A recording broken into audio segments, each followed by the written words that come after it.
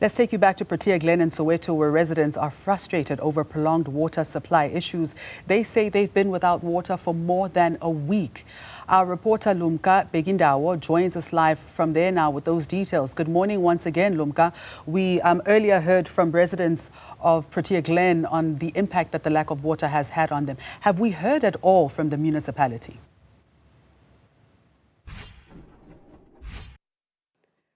Good morning to you, Master Chaba. Once again, we are here now. We have moved from the area that we were at earlier on. We have moved to a home of disabled people here in Soweto, Doholoho Self-Help, where disabled people have been struggling since they do not have water. But if I can just step out of this shot, you will see that there are these water buckets that they are using. The lady here who is a caregiver was telling us that they only use these buckets for a day, and then after they struggle to get water, and it's not easy for them to take care of 6 people, and now that they are struggling with water. But now we will bring in Nancy, who is one of the caregivers in this NGO. Nancy, thank you so much for your time. You've been struggling without water for 2 weeks now. How is it? How do you work with people who are disabled and then you do not have water at the same time? So water is a problem for us because as people who are disabled need to have access to water, access to electricity, and it affects them in a way that they can't. As caregivers, we can't do certain things because we take time with them. But it's more challenging now that we have to fill water from tanks, and from electricity not working, we have to make means to provide them with the necessities, the needs to actually wake up in the morning and get ready for the day. So as for now, we have been challenged with water. So we collect water from tanks. It comes during the day, or sometimes it doesn't come, and we have to make plans to fill up water. And as I said, there are people, 6 residents, as we call them, who are based here in Tokoloho. And as a daily thing, we have to wake them up and, get them ready for the day. So without water, it's a challenge. How do you do the chores, cleaning the house, making sure that you bath them, you cook for them, with only these 3 buckets of water? As I said, we make means to have water. So if we fill up probably like 10 buckets, they are used for a day.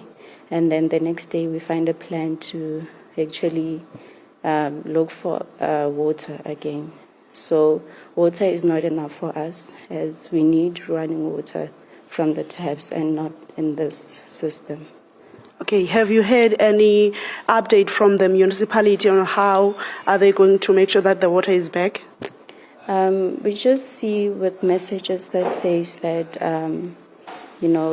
there's still a malfunction somewhere in the water system. So now we haven't had anything since. And, we're waiting on a day when they said, no, we have to fill up water. Water will come back at this date, but we haven't seen anything. Thank you so much, Nancy, for your time.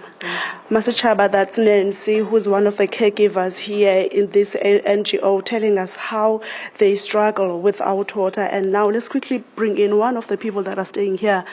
There is no water here for such a long time. How do you survive? We're just coping. It's just coped by the mercy of God, because it's a big struggle. Because now our laundry is too much. We don't have laundry. We don't have enough clothes to wear and to bath. We don't bath properly, and we have tenants. Our tenants are not here because of our tenant. We need money, so we're gonna struggle a lot. They're gonna come and say, we didn't work. How are we gonna pay you a rent? There is no water. There's no clients, and we don't use the water. The water is a big problem. The use scared, and we are struggling too much, too much. Please try to solve this problem of the water, because as NGO, we need sponsors and all those things, because right now, if the tenants did not pay us, how are we going to survive? Because we just have residents here, the tenants here, they pay us money, a little money that we have. And so we are struggling, and we get, you see, when you are a person with disability, you need to always bath, be clean, looking okay and smell good. But without water, and the food also is not well cooked, because the water are scarce. You see, it's a big, huge problem. It's a big, huge one. Okay. Now it's been 2 weeks. You are struggling to bath, even the clothes, the food. What do you think it must be done quick? I think the Department of Water, they must fix this problem, because it affects us too much lot, especially people with disability. I cannot go to fetch the water. I need water all the time, because we are waiting for the trucks that, and it took long time, and we don't have many tanks. We don't have JoJo's.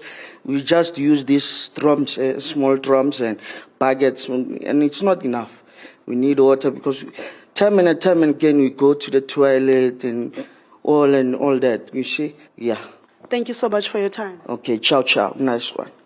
There you have it, Master Chaba. That's one of the residents here at Tokolo Self-Help, telling us how they struggle now that there is no water. They are saying that it's not easy for them to bath, it's not easy for them to cook, so they are struggling every day, because sometimes they wait for the water truck to come, but sometimes it doesn't, and that's where the struggle begins. So for now, back to you in studio, Master Chaba.